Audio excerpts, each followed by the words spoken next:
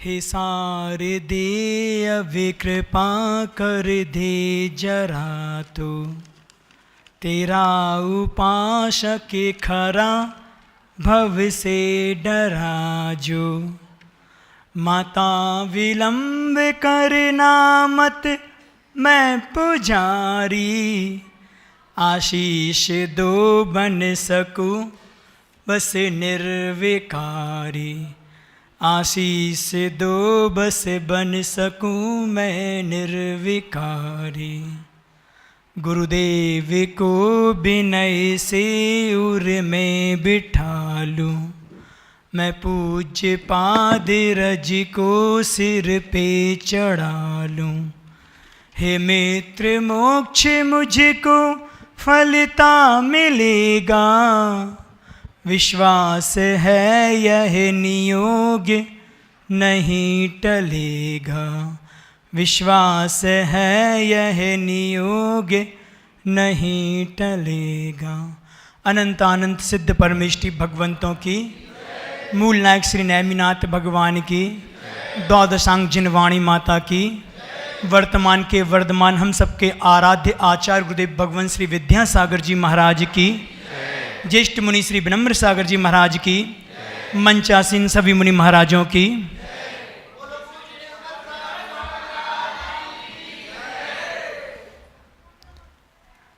पूर्व पुण्य के योग से आज फिर हम सभी को एक अवसर प्राप्त हुआ है कि सामूहिक रूप से बैठ के हम एक तत्व चर्चा या धर्म चर्चा कर सकें। आज का दिन अपने आप में भी बहुत महत्वपूर्ण दिन है और बहुत बड़ा दिन है। आप सभी को अवगत है कि आज श्रुत पंचमी का अवसर है। बंधुओं, वैसे वास्तव में देखा जाए तो तीर्थंकरों से संबंधित पूरी साल में अनेक पर्व आते हैं जो हम सभी मनाते हैं, और गुरुओं से संबंधित भी कई प्रकार के हम पर्व मनाते हैं। पर जिनवाणी मास संबंधित तो वर्ष में एक ही पर्व आता है, वो आज का दिन है जिसको अपन नैमित्तिक पर्व के रूप में श्रुत पंचमी का दिन कहते हैं। आज श्रुत के बारे में अपन जानेंगे, चूँकि यहाँ पे पूर्व में हम देख रहे थे कि विद्वानों का सम्मान हो रहा था, और महाराज जी ने वास्तव में सही बात कही और होना भी चाहिए कि जैन दर्शन में सम्मान किसी व्यक्ति का नहीं होता। हम पंच परमेष्टि को नमस्कार करते हैं तो वहाँ कोई व्यक्ति विशेष की पूजा या आराधना या सम्मान नहीं बताया, वहाँ भी व्यक्तित्व का ही सम्मान हुआ करता है। और यहाँ पे भी विद्वानों का सम्मान नहीं, उनके अंदर के व्यक्तित्व का सम्मान आप सभी लोगों ने किया। और ये सम्मान इसलिए भी होता है कि वर्तमान पंचम काल में देखें कि दुनिया जिस दौर से गुजर रही है, 21वीं सदी में भौतिकता और लौकिकता का इतना वातावरण है, उसके बीच में रहते हुए भी अगर जिनवाणी के प्रति हमारा बहुमान जागृत हो रहा है तो कहीं पूर्व का विशेष पुण्य होगा कि उसके प्रति हमारी रुचि पैदा हो रही है। विद्वानों से हमारा कहना है कि सम्मान इसलिए है कि आपका उत्साह कहीं कम ना हो जाए, आपका उत्साह बना रहे। चूँकि स्वरस्वती जिनवाणी पुत्र हैं, हमारे लिए तो अपने आप में देखा जाता है कि हमें अपने आत्म कल्याण करना है, पर आत्म कल्याण के साथ पर कल्याण की भावना भी निहित होती है, तभी मोक्ष मार्ग बनता है। अकेली अपने आत्म कल्याण के माध्यम से बनता तो वे तीर्थंकरों का इतना उपक्रम नहीं करना होता कि केवल ज्ञान के बाद समूषण की रचना होती। अगर क्षयोक्षम विशेष से हमें वो ज्ञान प्राप्त हुआ है तो हमारा कर्तव्य होता है कि वह ज्ञान जितना हो सके हम सबको बांट सकें। जो लेने के इच्छुक हैं ऐसे श्रावकों को हम वो दे सकें। आचार्य कहते हैं कि मोक्ष मार्ग में धर्म की कोई बात है तो सम्यक दृष्टि के द्वारा सम्यक दृष्टि को ही दी जाती है। वो पात्र जिनवाणी का सम्यक दृष्टि हुआ करता है, तो हमारा कर्तव्य होता है कि वह हम जितना हो सके ज्ञान दे सकें, क्योंकि ज्ञान एक ऐसी चीज़ है कि आप जितना बांटोगे उतना वो बढ़ने वाली है। और सबसे बड़ी बात कि सतना नगर की विशेषता है कि यहाँ जितने विद्वान हैं ये सारे विद्वान अकेले ज्ञान के नहीं हैं, ये चारित्र के क्षेत्र में भी बहुत आगे हैं। गुरुजी के पूर्व एक ऐसा समय भी था, ऐसा दौर भी था कि बहुत बिरले ही साधु उपलब्ध होते थे, मिलते थे, बहुत दुर्लभता से दर्शन हुआ करते थे। लेकिन 70 और 80 के दशक में विद्वानों का बहुत जोर था, लेकिन होते हुए भी बस एक चीज़ की कमी थी कि ज्ञान का क्षोभम तो था, लेकिन जीवन में शून्यता थी। लेकिन वर्तमान में हम देखते हैं कि आचरण के क्षेत्र में भी ये लोग बहुत आगे हैं, तो सुनकर बहुत खुशी होती है, क्योंकि ये बात वास्तव में पक्की है कि भले ज्ञान थोड़ा भी हो, गुरुदेव हमेशा कहते हैं समीचीन होना चाहिए। समीचीन ज्ञान हो तो फिर पर्याप्त है, वो हमारे कल्याण में कारण हो जाएगा, बन जाएगा।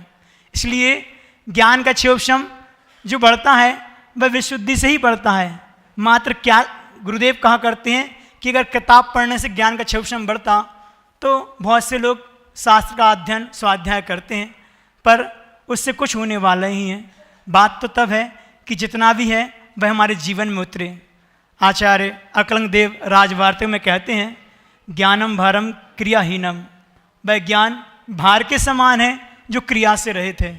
इसीलिए हमारा पुरुषार्थ हमेशा इस दिशा में होना चाहिए कि स्वयं का उत्साह बना रहे, क्योंकि आपके नगर में हमेशा गुरु रहें कोई ज़रूरी नहीं है, पर ये विद्वान हमारे लिए धरोहर रत्न के रूप में ये बने रहेंगे, इनका सम्मान होता रहेगा। और ये अपना सम्मान तो नहीं चाहते, सम्मान हम चाहते नहीं हैं, लेकिन ये तो जिनवाणी का और देवसास गुरु के प्रति सम्मान है कि वो एक पात्रता प्राप्त हुई है, तो उसका हम सदुपयोग जनमानस के लिए कर सकें, और आप लोग को करना भी चाहिए, ताकि ये आगे की परंपरा उस दिशा में आगे बढ़े। क्योंकि भौतिकता के इस दौर में आज हर व्यक्ति के पास अपने लिए, अपने पंचेंद्र के विषय भोगों के लिए तो बहुत समय है, पर देव शास्त्र के लिए समय नहीं है, और समय है तो उसके प्रति रुचि नहीं है। आज किसी से कहो कि स्वाध्याय करना है तो स्वाध्याय के नाम पे कोई आगे नहीं आता, लगता है कि बहुत बड़ी हौवा चीज़ है कि महाराज जी शास्त्र का स्वाध्याय। आप मनोरंजन के लिए बोल दें, हाँ सांस्कृतिक कार्यक्रम के लिए तो सब तैयार हो जाएंगे, पर जिनवाणी का स्वाध्याय के लिए हमेशा हमारी मानसिकता पीछे रहती है। वो उत्साह रहना चाहिए। हम युवाओं से और सबसे कहना चाहते हैं कि एक बार रुचि पैदा हो जाए तो हमारे आगम में, शास्त्रों में भी इतना वर्णन है, इतनी चीज़ें हैं कि हम अपने पूरे जीवन भर भी पढ़ें तो कम है। प्रथमान युग मात्र इतना है और इतना अच्छा है कि एक बार आप पढ़ने बैठ जाओगे ना तो अपने आप उसमें रुचि पैदा होती है। ऐसा लगता है एक पेज और पढ़ लें, एक पेज और पढ़ लें। छोटे छोटे चारित्र भी पढ़ें तो अपने हम उपयोग को शुभ में लगा सकते हैं, नहीं तो आत्र और ध्यान के साथ तो जीवन पूरा निकलता ही है।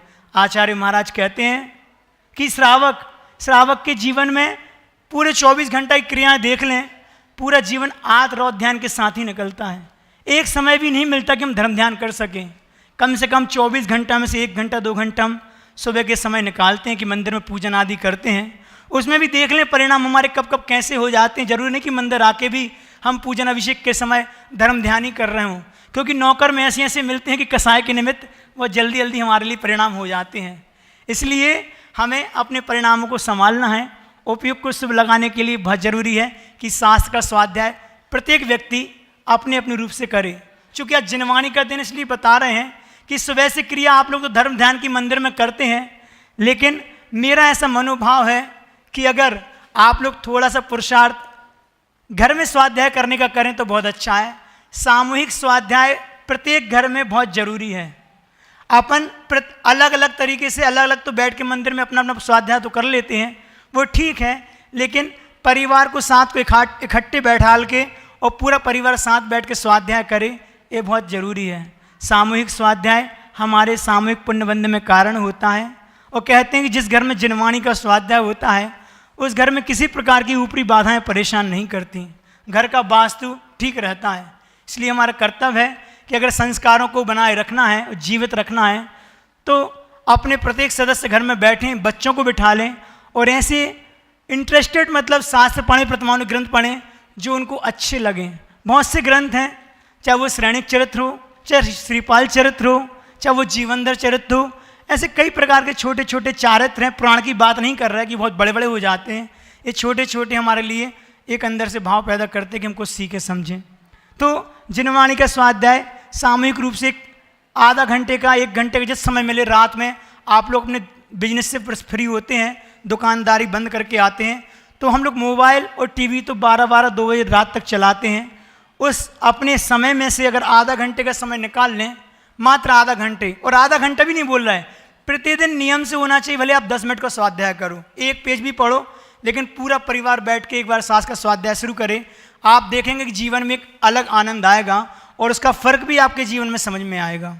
हमने इतनी बात शुरुआत में कह दी। आज चूँकि श्रुत पंचमी है और ज्येष्ठ शुक्ला पंचमी के दिन आज ये पर्व अपन सभी मनाते हैं।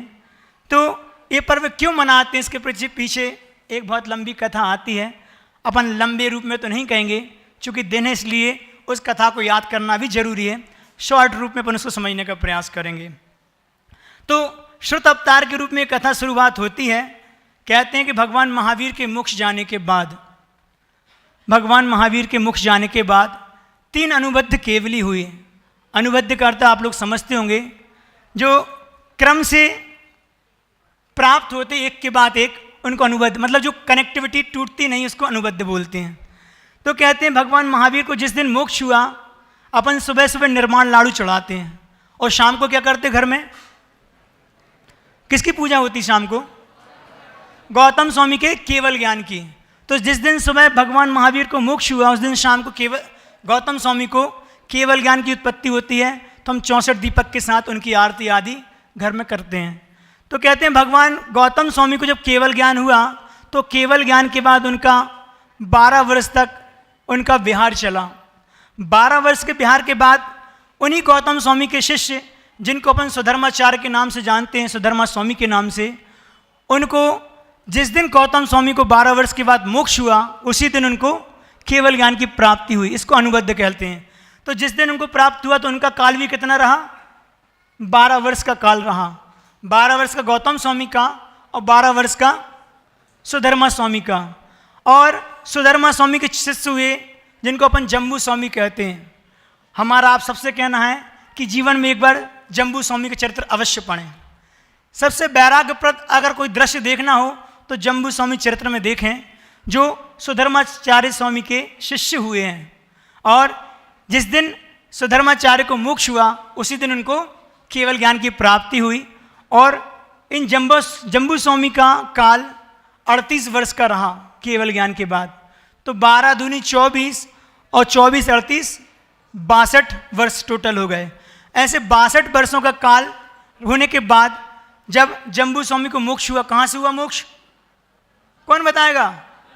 मथुरा 84 से जम्बू स्वामी को मोक्ष हुआ। किसी आचार्य के परंपरा के अनुसार ये अंतिम केवली भगवान हुए जिनको मोक्ष हुआ। लेकिन एक आचार्य महाराज की परंपरा चलती है जो श्रीधर केवली को अंतिम केवली कहते हैं, जो कुंडलपुर से मोक्ष गए। तो 62 वर्ष का जीवन निकलने के बाद एक केवली की परंपरा समाप्त हुई, तो कहते हैं कि उसके बाद 5 श्रुत केवली हुए। उनका नाम भी स्मरण कर लें, याद किसी लोगों को होगा और नहीं होगा तो फिर भी अपन सुन लें। कौन से 5 हुए? नंदी, नंदी मित्र, अपराजित, गोवर्धन और सबसे अंत भद्रबाहु। हमने पहले कहा था कि एक बार जम्बू स्वामी के चरित्र अवश्य पढ़ें, और अंतिम श्रुत केवली जो भद्रबाहु हुए ना, इनका वर्णन भी आप जरूर पढ़ें। आचार्य 5 श्रुत केवली में नंदी, नंदीमित, अपराजित, विष्णु का, महाराज जी का कहीं मिला होगा कि विष्णु के नाम से, तो यहाँ पे नंदी आया है। ठीक है, विष्णु, नंदी मित्र, अपराजित, गोवर्धन, भद्रबाहु। तो अंतिम श्रुत केवली भद्रबाहु हुए। और इन 5 श्रुत केवलियों का काल 100 वर्ष का रहा। प्रथम जो अपन ने अनुबद्ध केवली पढ़े वो 62 वर्ष का काल, इनका 100 वर्ष का। इसके बाद 11 अंग और 10 पूर्व के धारी हुए, मतलब द्वादशांग का पूर्ण ज्ञान 5 महाराज को था। इसके बाद पूरा द्वादशांग तो नहीं रहा, 11 अंग और 10 पूर्व के ज्ञाता 11 आचार्य महाराज हुए। इनका नाम भी अपन आज लेंगे।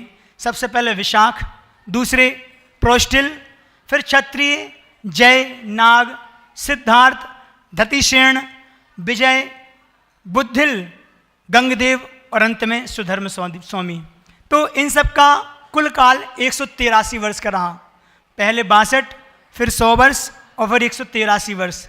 फिर इन 11 अंग और 10 पूर्व के धारी के बाद जब क्रम आगे बढ़ा तो 5 आचार्य ऐसे हुए जो मात्र 11 अंग, तो कैसे के श्रुत का अपलाव होता रहा, बुद्धि का क्षोभम कम होता रहा, तो ये हमारे लिए परंपरा श्रुत मिला है, धीरे धीरे लोक को प्राप्त हुआ।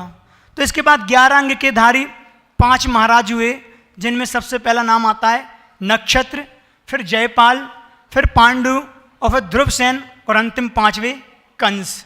ऐसे 5, इनका 220 वर्ष का काल रहा इन 5 का।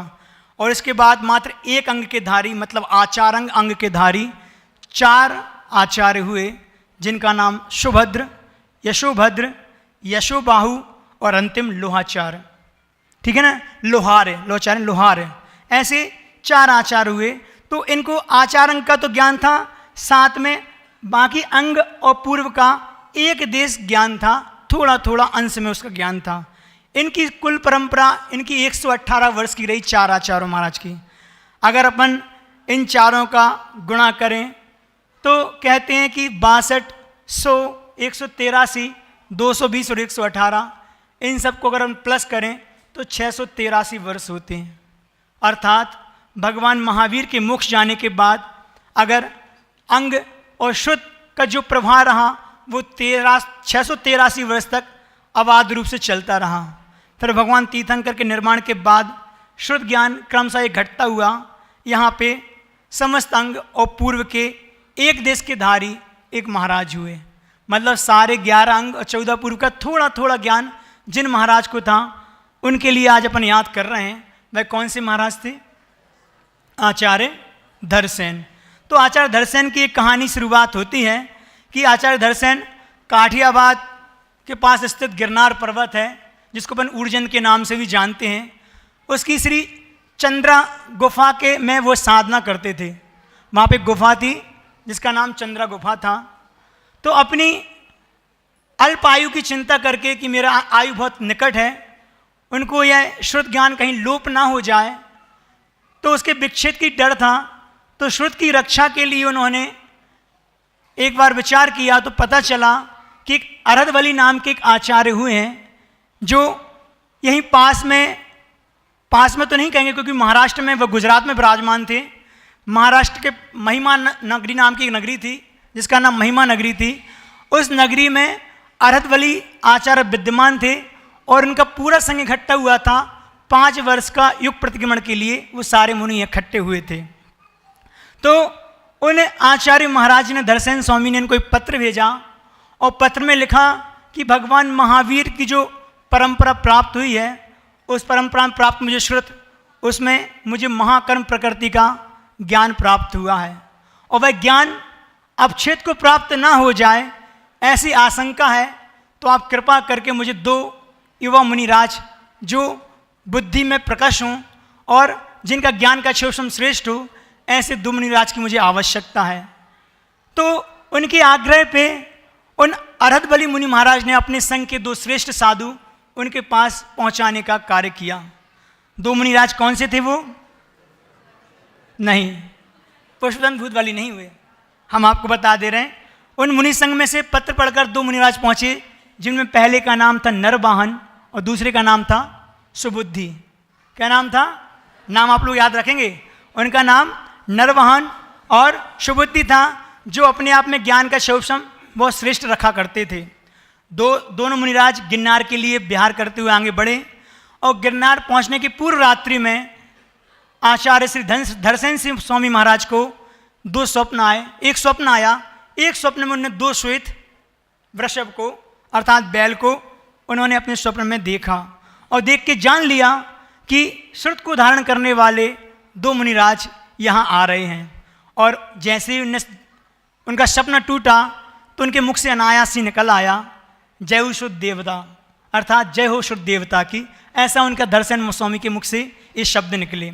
तो दूसरे दिन प्रातःकाल दोनों मुनियों ने आकर भक्तिपूर्वक उन आचार्य श्रेष्ठ परमेष्ठी को नमस्कार करके अपने आने का कारण बताया। आचार्य धरसेन ने उनकी 2 दिन तक परीक्षा की। देखिए वर्तमान क्या गुरु शिष्य की परीक्षा 2 दिन तक कर रहे हैं और करने के बाद दोनों मुनियों को अलग अलग मंत्र सिद्ध दिया।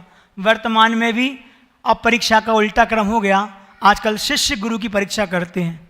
कोई बात नहीं, होना भी चाहिए, क्योंकि पंचम काल है, एक बार गुरु की परीक्षा हमेशा होना चाहिए। लेकिन परीक्षा भी एक ही बार होती है, बार बार नहीं होती। एक बार परीक्षा कर ली, हमने गुरु को अपना मान लिया, तो फिर उसके बाद तो प्रतीक्षा होती है, परीक्षा नहीं होती। आप लोग भी अपने जीवन में एक गुरु बनाएं, क्योंकि गुरु परंपरा से ही हमें श्रुत का प्रभाव मिला है और गुरु के ही जीवन के माध्यम से हमें मोक्ष मार्ग प्रशस्त होता है। तो हम सबका कर्तव्य, कल परसों शाम की क्लास में बहुत अच्छे से गुरु के महत्व का बारे में यहाँ बताया था लोगों को। तो अपने जीवन में गुरु का होना अवश्य है, और एक बार गुरु की परीक्षा अवश्य करना, लेकिन उसके बाद तो फिर प्रतीक्षा करना, उनके संकेतों को और उनकी आज्ञा को फिर सिरोधार्य करके मानना होता है कि जैसा वो कहें वो करें। तो यहाँ पे गुरु ने अपने शिष्य की 2 दिन तक परीक्षा ली और मुनियों को अलग अलग मंत्र सिद्ध करने के लिए 2 उपवास के साथ मंत्र दिए। तो एक महाराज ने एक अक्षर न्यून वाला मंत्र दिया और एक महाराज को एक अक्षर अधिक वाला मंत्र सिद्ध करने को दिया। वो दोनों महाराज मंत्र सिद्ध करने लगे और जब विद्या शुद्ध हो गई तो उनके सामने 2 देवियाँ प्रकट हुईं। 2 देवियाँ प्रकट हुई तो उनमें से एक देवी की तो आँख नहीं थी और एक का दांत बाहर निकला था।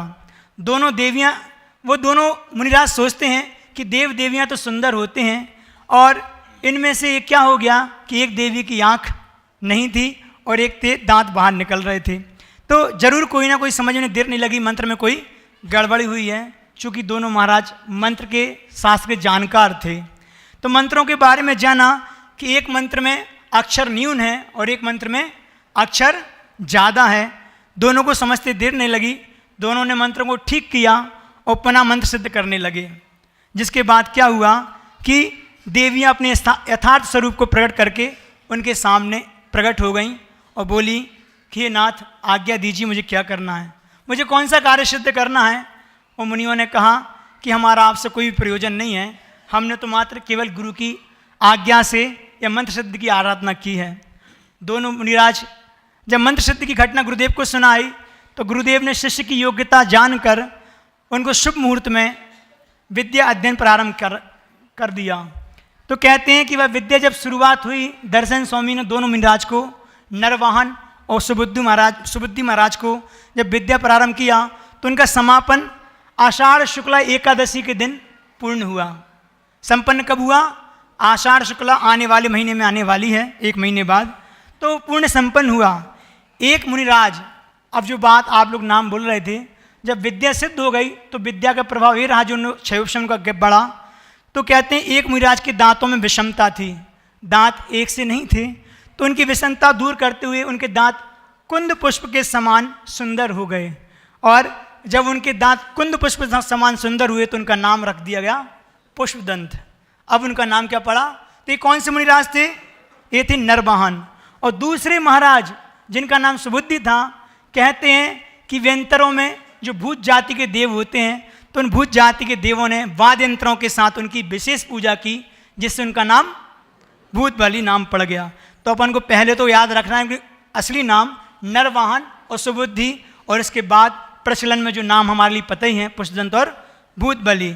तो आचार्य धरसेन स्वामी जो कि अपनी आयु को अल्प जानकर दोनों शिष्यों को वहाँ से क्या किया?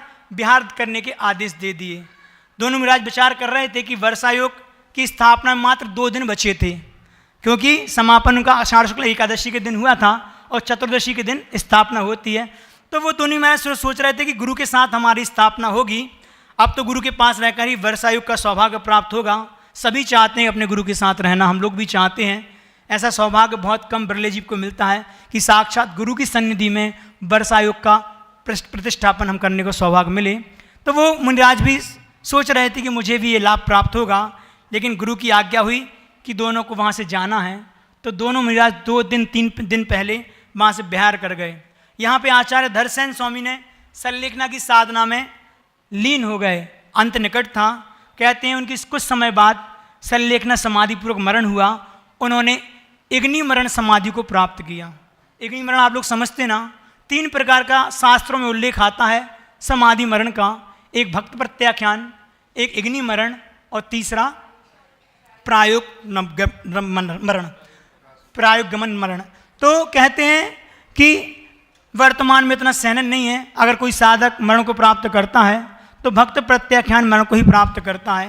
अग्नि मरण में क्या होता है कि साधक अपनी सेवा स्वयं तो करता है, दूसरे से अपेक्षा नहीं रखता है कोई मेरी सेवा करे, वही वृत्ति आदि करे। लेकिन प्रायोग गमन में तो ऐसा है कि न स्वयं सेवा करता है न दूसरों से सेवा लेता है। तो आचार्य महाराज का सहन उत्कृष्ट था।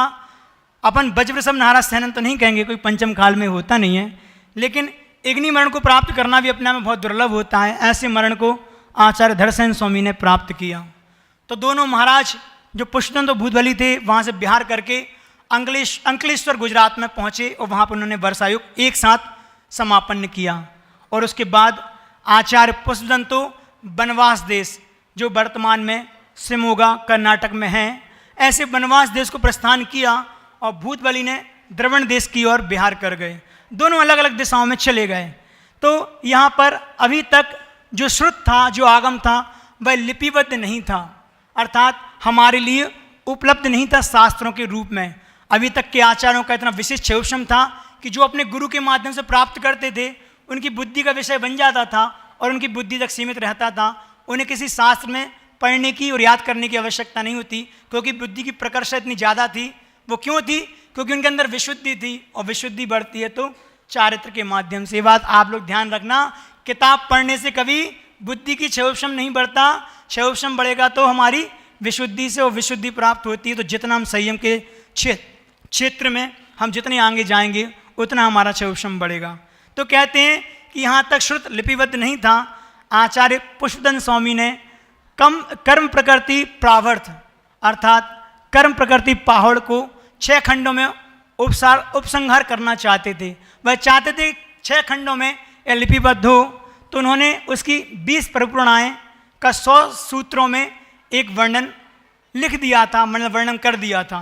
और फिर उनको लगा कि मेरी आयु भी निकट है, मरण को प्राप्त होना है, तो उन्होंने अपने शिष्य जिनका नाम था जिन पालित, उन मुनि के द्वारा वह आचार्य अपने जो साधर्मी भाई थे भूतबली के पास स्वामी के लिए द्रवण क्षेत्र में पहुंचा दिया।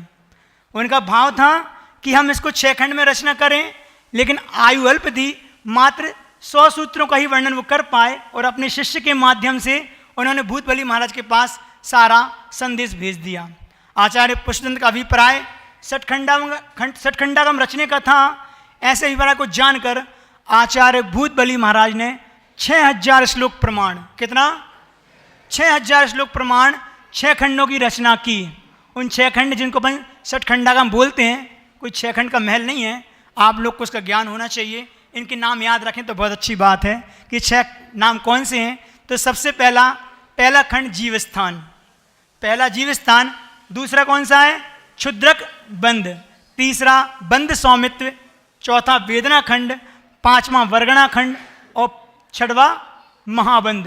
तो कहते हैं इनकी 16 किताबें तैयार की 5 खंड में।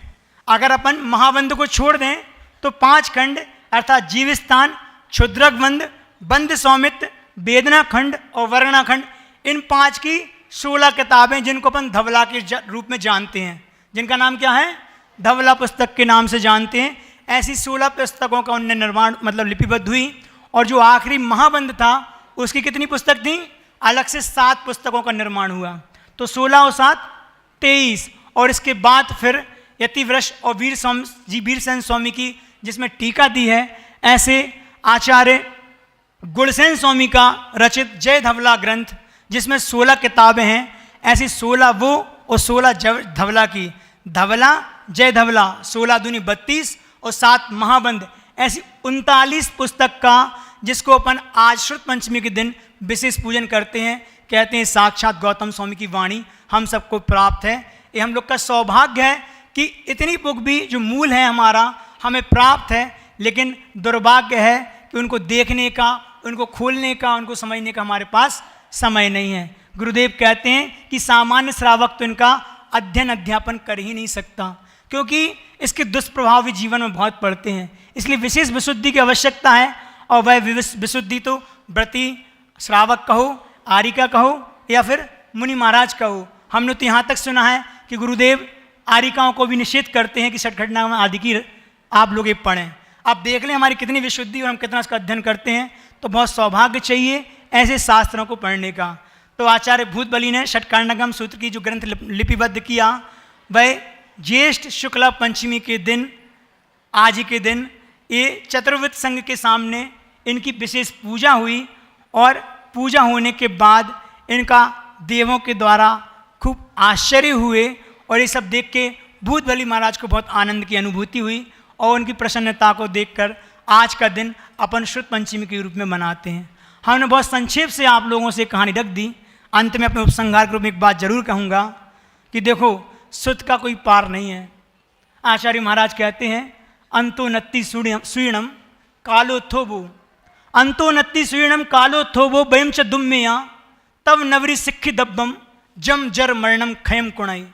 बहुत प्यारी बात बोलते हैं कि श्रुत का पार नहीं है, कितना आगम है। अपन देखें कि पूर्व में मुगलों के शासन में होली जली है, 6-6 महीने तक होली बंद नहीं हुई, ऐसा उसके बाद भी आज भी वर्तमान में इतना उपलब्ध है हमारे लिए कि हम पूरे जीवन भर पढ़ें तो भी पूरा नहीं पढ़ पाएंगे।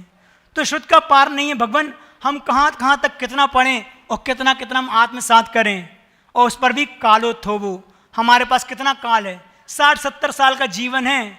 आज वर्तमान पीढ़ी का तो उतना भी नहीं बचा, क्योंकि हमारा खान पान इतना बिगड़ गया है कि अगर 60 वर्ष के पार हो रहे हैं तो मतलब बोनस का जीवन जी रहे हैं।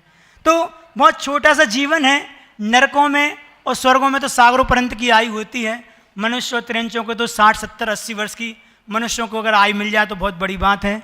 तो मेरे पास काल बहुत कम है और उस पर भी वयम च दुम्मेया, अर्थात जो बुद्धि प्राप्त हुई है वह दुर्बुद्धि है, दुर्मेध है। मतलब ये कुछ अच्छा सोचती नहीं है, इसके अंदर कुछ अच्छा आता ही नहीं है। इतना पुरुषार्थ करने के बाद भी हमारी बुद्धि में कचड़ा ही है, विकारों का सद्भाव है।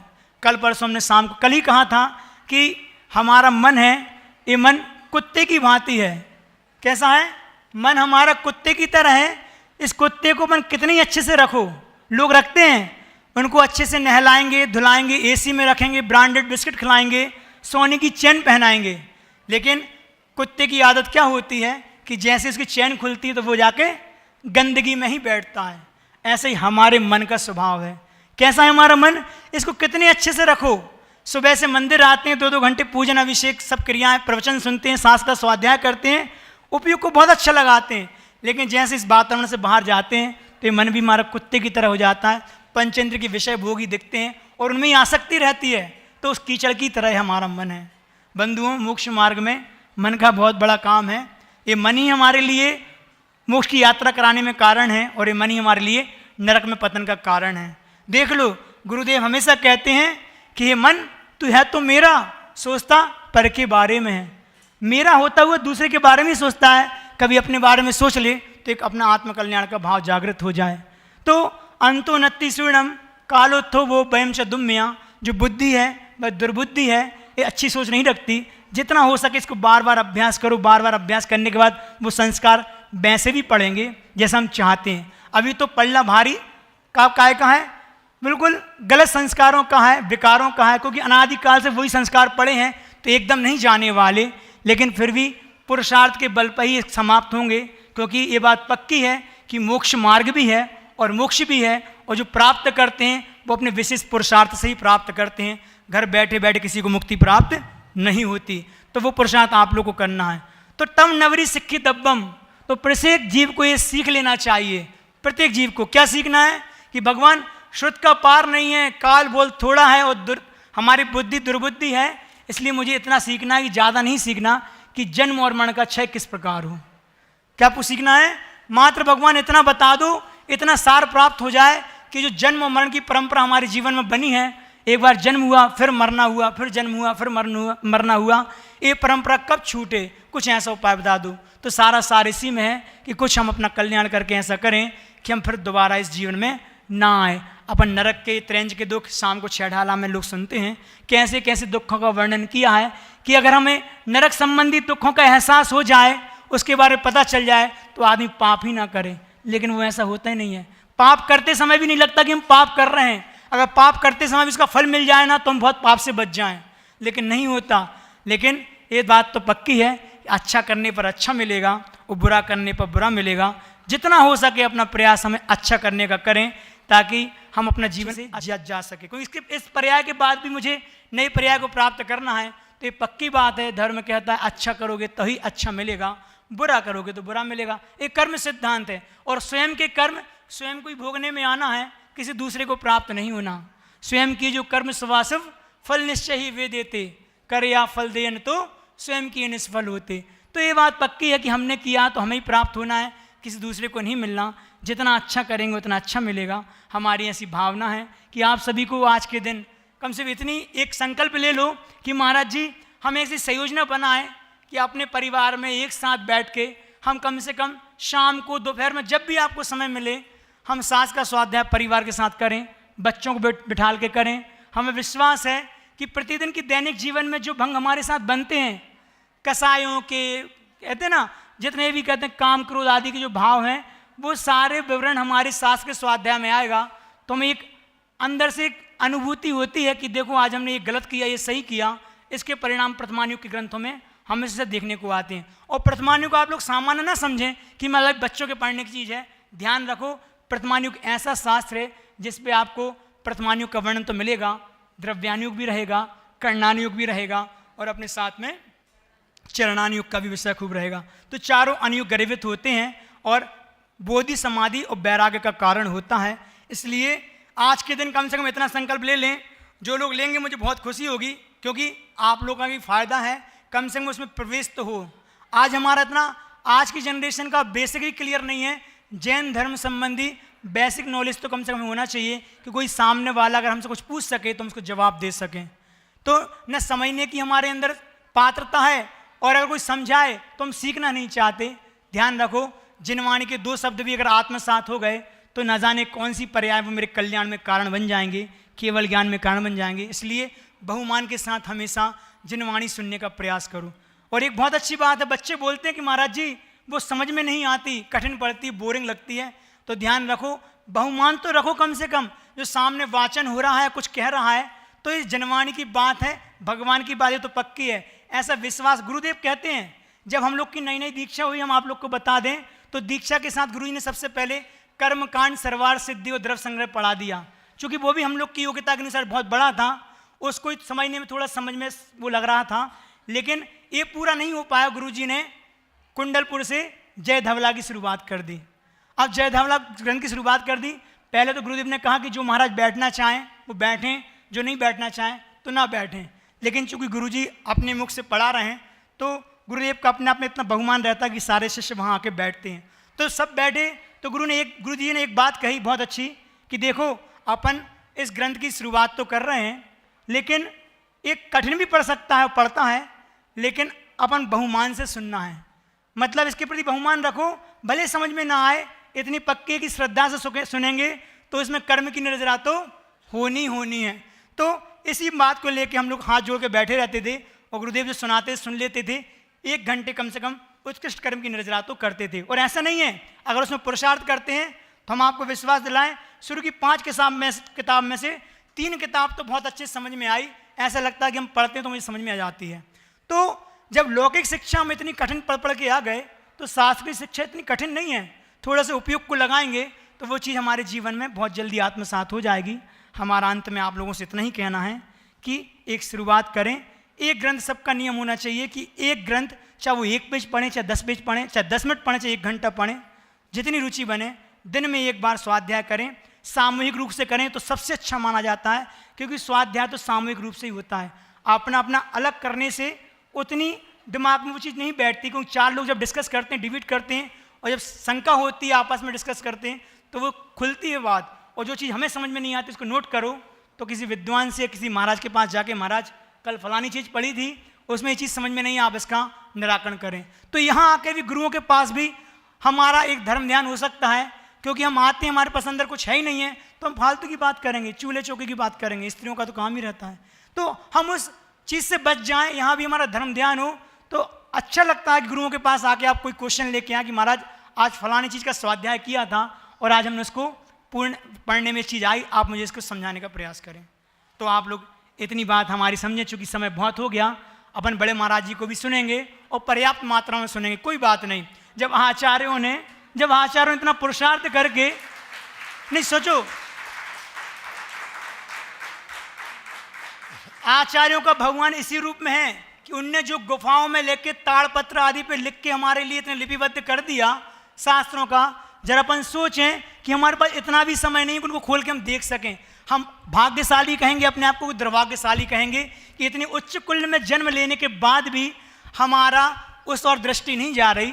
कम से कम उनको पढ़ के हम उनके प्रति बहुमान और श्रद्धा प्रकट कर सकते हैं। इसलिए उन महान आचार्यों के प्रति जिनका सहनन कोई ज़्यादा नहीं था, हमारा ही जैसा सहनन था, उसके बाद भी गुफाओं में रहकर उन्होंने उसको लिपिबद्ध किया है। आज हमारे लिए जितने रूप में उपलब्ध है, कम से कम उपलब्ध है, हम पढ़ने का मानस बनाएं, एक नियम पूर्वक शास्त्र का स्वाध्याय करें।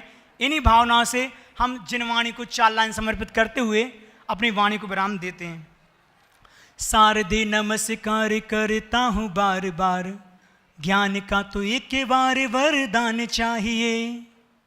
माता जग माता है तू भाग्य विधाता है, माता तेरा हाथ मेरे माथे ऊपर चाहिए। कंठ और लेखनी में बिर होती है विराजमान, कंठ और लेखनी में होती है विराजमान, माता तेरा हाथ मेरे माथे ऊपर चाहिए। बालक तो तेरा दास उसे न करो उदास, बालक तो तेरा दास उसे न करो उदास।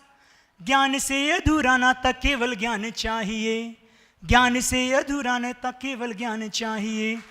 द्वादशांग जिनवाणी माता की, हम सबके गुरुदेव आचार्य भगवंत श्री विद्यासागर जी महाराज की।